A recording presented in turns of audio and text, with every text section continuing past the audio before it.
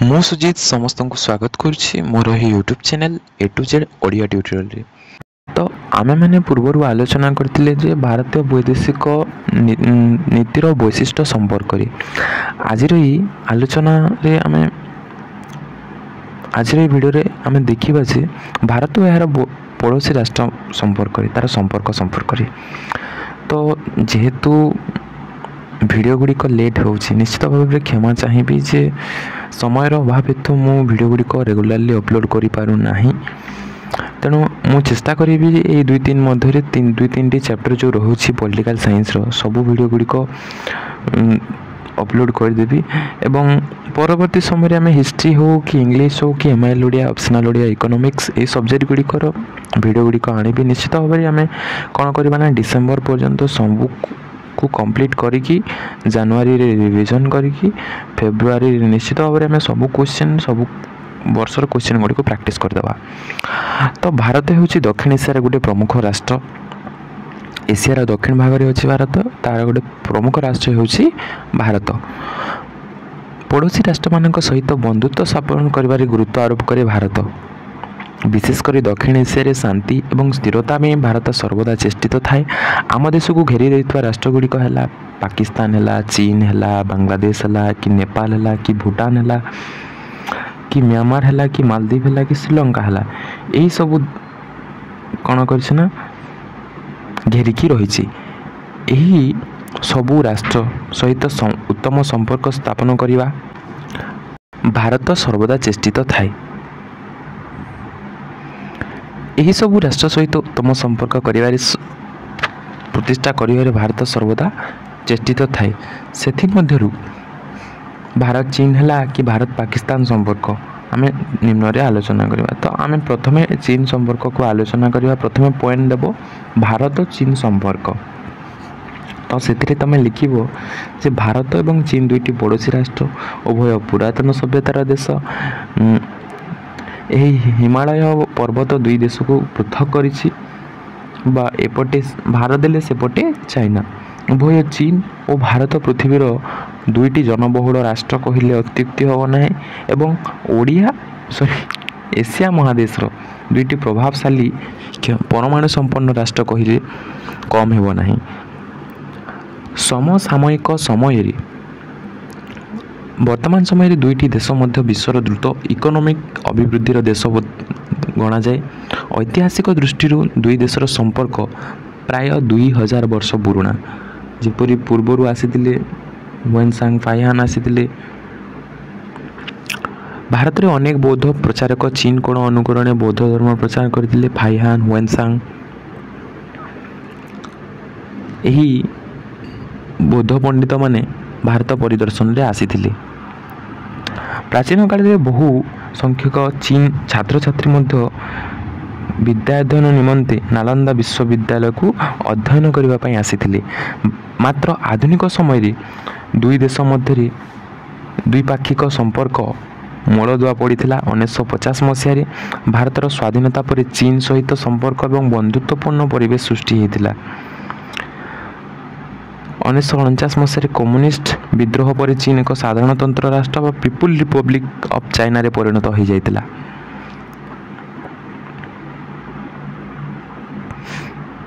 ଚୀନ ସହିତ ବନ୍ଧୁତ୍ୱପୂର୍ଣ୍ଣ ସମ୍ପର୍କ ସୃଷ୍ଟିର ମୁଖ୍ୟ ସୂତ୍ରଧର ଥିଲେ ପଣ୍ଡିତ ନେହେରୁ, ଯିଏକି ଆରମ୍ଭ କରିଥିଲେ ବନ୍ଧୁତ୍ୱପୂର୍ଣ୍ଣ। ସେ ଚୀନ ସହ ସମ୍ପର୍କ ସୃଷ୍ଟି କରିବାରେ ଅଗ୍ରଣୀ ଭୂମିକା ଗ୍ରହଣ କରିଥିଲେ। କିଏ ନା ପଣ୍ଡିତ ନେହେରୁ। କେବେ ଚୀନ ପଟରୁ ଭାରତ ପ୍ରତି ବିପଦ ଆସିବ ବୋଲି ଆଶା କରିନଥିଲେ। ମାତ୍ର ଚୀନ ସହିତ ଭାରତ ସମ୍ପର୍କ ମୂଳ ଆଧାର ଥିଲା ପଞ୍ଚଶୀଳ ନୀତି। କେବେ ହେଇଥିଲା ନା 1954 ମସିହାରେ। ପଞ୍ଚଶୀଳ ନୀତି ଶାନ୍ତିପୂର୍ଣ୍ଣ ସହାବସ୍ଥାନ ନୀତି ଅନୁସରଣରେ ଭାରତ ପ୍ରଧାନମନ୍ତ୍ରୀ ନେହେରୁ ଏବଂ ଚୀନର ହୁଇନ୍ লাই ମିଳିତ ଭାବରେ 1954ରେ ପଞ୍ଚଶୀଳ ନୀତି 1954 ଏପ୍ରିଲ 29 ତାରିଖରେ ଦ୍ୱିପାକ୍ଷିକ ସମ୍ପର୍କ ରଖିଥିଲେ। ମାତ୍ର ଦୁଇ ଦେଶର ନେତାମାନେ ବନ୍ଧୁତ୍ୱପୂର୍ଣ୍ଣ ହିସାବରେ ଉଭୟ ଦେଶକୁ ଗସ୍ତ ଆସିଥିଲେ ମଧ୍ୟ ଉଭୟ ଦେଶ ମଧ୍ୟରେ ହିଂଚୀନ ଭାଇ ଥିଲେ ମଧ୍ୟ ପରବର୍ତ୍ତୀ ସମୟରେ ଯୁଦ୍ଧ ଦେଖିବାକୁ ମିଳିଛି। 1955 ମସିହାରେ ବାଦାନୁବାଦନ ଅନୁଷ୍ଠିତ ଆଫ୍ରୋ ଏସୀୟ ସମ୍ମିଳନୀରେ ଦୁଇ ଦେଶ ଯୋଗ ଦେଇଥିଲେ, ମାତ୍ର ଦୁଇ ଦେଶର ଏହି ବନ୍ଧୁତା ବେଶୀ ଦିନ ରହିପାରିନଥିଲା।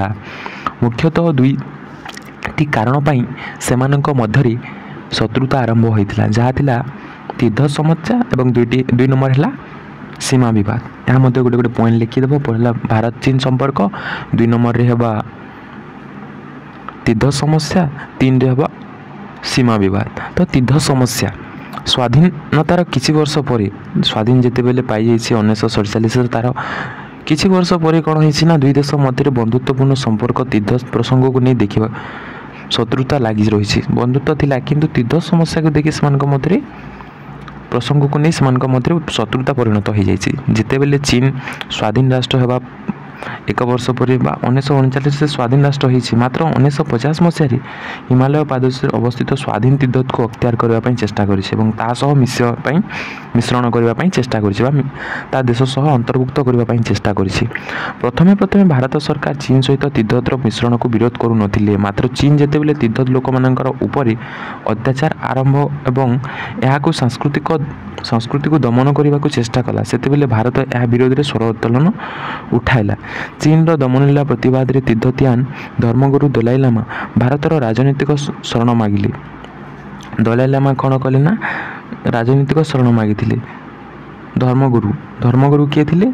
ତିବ୍ବତର ଦଲାଇ ଲାମା। ସେ ରାଜନୈତିକ ଶରଣ ମାଗିଥିଲେ ଏବଂ 1959 ମସିହାରେ ମାର୍ଚ୍ଚ 31 ତାରିଖରେ ଭାରତରେ ଶରଣ ନେବାକୁ ଅନୁମତି ଦିଆଯାଇଥିଲା।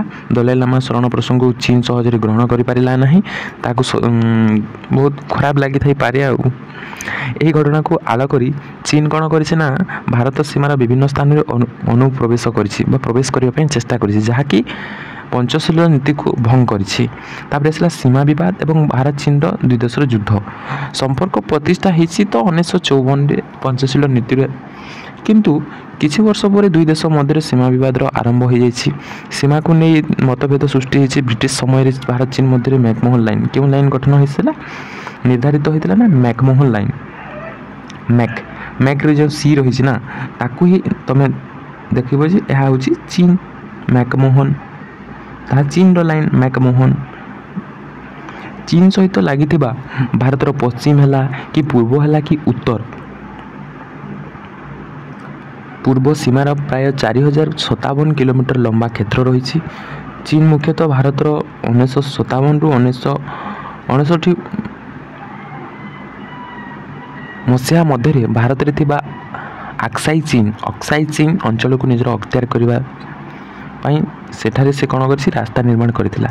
ଚୀନ ଅକ୍ସାଇ ଅଞ୍ଚଳକୁ ନିଜ ଇଲାକା ହିସାବରେ ମାନଚିତ୍ରରେ ଦର୍ଶାଇଥିଲା, କିନ୍ତୁ 1959 ମସିହାର ଜୁଲାଇ ମାସରେ ଚୀନ ସୈନ୍ୟମାନେ କିଛି ଭାରତୀୟ ସୈନ୍ୟକୁ ବନ୍ଦୀ କରି ନେଇଯାଇଥିଲେ 1959 ମସିହାରେ, କିନ୍ତୁ ଅକ୍ଟୋବର ମାସରେ 9 ଜଣଙ୍କୁ ସୈନ୍ୟମାନଙ୍କୁ ହତ୍ୟା କରିଥିଲେ। ଏହାକୁ ନେଇ ଦୁଇ ଦେଶ ମଧ୍ୟରେ ବିବାଦ ସୃଷ୍ଟି ହୋଇଛି ଏବଂ ଏହି ସମସ୍ୟାକୁ ନେଇ ଦୁଇ ଦେଶ ମଧ୍ୟରେ ଦ୍ୱିପାକ୍ଷିକ ଆଲୋଚନା ମଧ୍ୟ ସୁଫଳ ମିଳିଲା ନାହିଁ ହୋଇଥିଲେ ମଧ୍ୟ। ତାପରେ କ'ଣ 1962 ମସିହା ଅକ୍ଟୋବର ମାସରେ ଭାରତର ପଶ୍ଚିମ ପୂର୍ବ ପଟରୁ ପ୍ରଚଣ୍ଡ ଆକ୍ରମଣ କଲା, ଅରୁଣାଚଳ ପ୍ରଦେଶର ଅନେକ ଅଞ୍ଚଳକୁ ଅକ୍ତିଆର କରିନେଲା। ତା ପରବର୍ତ୍ତୀ ସମୟରେ ଦ୍ୱିତୀୟ ଥର ପାଇଁ ଚୀନ ପୂର୍ବପଟେ ଆକ୍ରମଣ କରି ଭାରତୀୟ ସୀମାକୁ ଅତିକ୍ରାନ୍ତ କରି ଆସାମ ପର୍ଯ୍ୟନ୍ତ ମାଡ଼ି ଆସିଥିଲା। ଶେଷରେ 1962 ଚୀନ ଏକତରଫା ଯୁଦ୍ଧବିରତି ଘୋଷଣା କରିଯାଇଛି ଏବଂ କଲମ୍ବୋଠାରେ ଅନୁଷ୍ଠିତ ହୋଇଥିବା ନିୟନ୍ତ୍ରଣ ରେଖା 20 କିଲୋମିଟର ପଛକୁ ଫେରିଯାଇଥିଲେ ମଧ୍ୟ ଭାରତ 48,000 ବର୍ଗ ମାଇଲ ଅଞ୍ଚଳ ନିଜ କବ୍ଜାରେ କରି ରଖିଥିଲା। ଚୀନର ଏହି ଆକ୍ରମଣ ଆନ୍ତର୍ଜାତିକ କ୍ଷେତ୍ରରେ ଆଲୋଡ଼ନ ସୃଷ୍ଟି କରିଛି, ଯାହାକି ଭାରତ ଏହି ଯୁଦ୍ଧ ପାଇଁ ପ୍ରସ୍ତୁତ ନଥିବାରୁ ଚୀନ ଆକ୍ରମଣ ଭାରତ ଅବସ୍ଥା ଲଜ୍ଜାଜନକ ହୋଇଥିଲା। ଯୁଦ୍ଧ ସମୟରେ ଭାରତ ବ୍ରିଟେନ ଆମେରିକା ସାହାଯ୍ୟ ମାଗି ବିଫଳ ହୋଇଥିଲା। କେହି ମଧ୍ୟ ସାହାଯ୍ୟ କରିବା ପାଇଁ ଆସିନଥିଲେ। ଯୁଦ୍ଧ ପରେ ଭାରତର ତତ୍କାଳୀନ ପ୍ରତିରକ୍ଷା ମନ୍ତ୍ରୀ ତାଙ୍କ ପଦରୁ ଇସ୍ତଫା ଦେଇଥିଲେ। ନେହେରୁଙ୍କ ସ୍ଥିତି ମଧ୍ୟ ଦୋହଲି ଯାଇଥିଲା। ଚୀନ ଭାରତର ଯୁଦ୍ଧ ମଧ୍ୟ ଦେଶର ବିରୋଧୀ ଦଳ ଉପରେ ଗଭୀର ପ୍ରଭାବ ପକାଇଲା। ଭାରତ ଉପରେ ଚୀନ ଆକ୍ରମଣକୁ ଆଧାର କରି communist party of India CPI ଦୁଇ ଭାଗରେ ବିଭକ୍ତ ହୋଇଯାଇଛି। ତାପରେ ଚୀନ ଆକ୍ରମଣରେ ଭାରତ ଓ ଚୀନ ସମ୍ପର୍କ। तो चीन आक्रमण परवर्ती समय कौन हो कौन संपर्क सृष्टि युद्ध पर दुई देश मध्य एक दशंधि धरी कूटनीतिक संपर्क बाधाप्राप्त हो जाइए दुई देश मध्य तिक्तता वृद्धि पाई। अपरपक्षे चीन पाकिस्तान मध्य संपर्क वृद्धि पाई 1965 मसीह अनुष्ठित भारत पाकिस्तान युद्ध में चीन पाकिस्तान सपक्ष मत रखी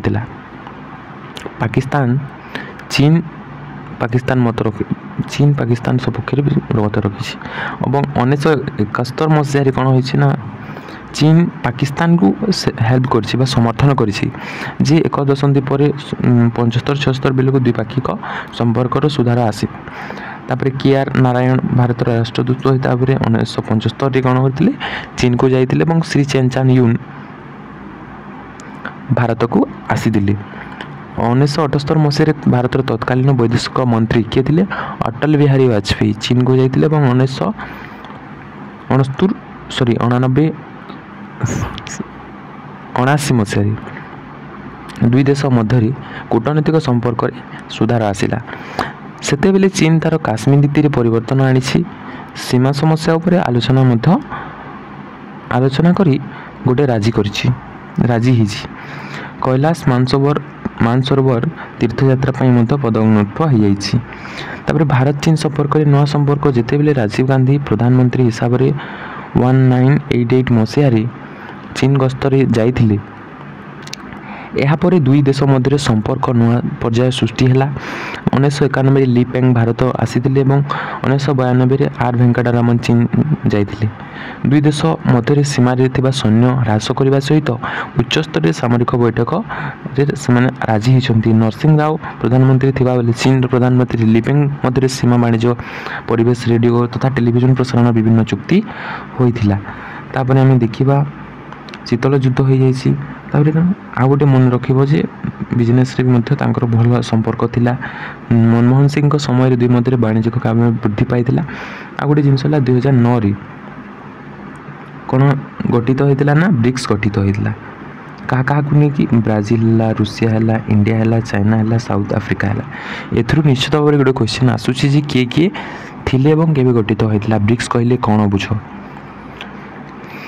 तो यह Brazil Russia India China south Africa को नहीं गठित होता। वाणिज्यिक गोष्ठी दुई राष्ट्र मध्य चीन भारत आर्थिक को हाथ बढ़ाई 2015 प्रधानमंत्री जाइए मोदी चीन गस्त कला 24 क्षेत्र में 10 बिलियन अमेरिका डॉलर स्वाक्षरनामा होता। तो सांप्रतिक स्थिति कौन रही दुई देश मध्य ना दुई देश मध्य वाणिज्य क्षेत्र समृद्धि आसी सीमा विवाद लगी रही। 2014 मसीह चीन सेना भारतीय सीमा मध्य 2 किलोमीटर भीतर को प्रवेश कर जाइथिला। अरुणाचल प्रदेश सिक्किम रे लोलुप दृष्टि रखी चीन पाकिस्तान मध्य द्विपाक्षिक संपर्क थिबारु भारत अत्यधिक चिंताग्रस्त हो पड़ी। चीन पाकिस्तान को युद्धास्त्र उपकरण देवार साहाय्य करने सहित आर्थिक क्षेत्र में साहाय्य करुछि एवं पाकिस्तान को पारणिक अस्त्रशस्त्र वैश्विक ज्ञान प्रदान करुछि।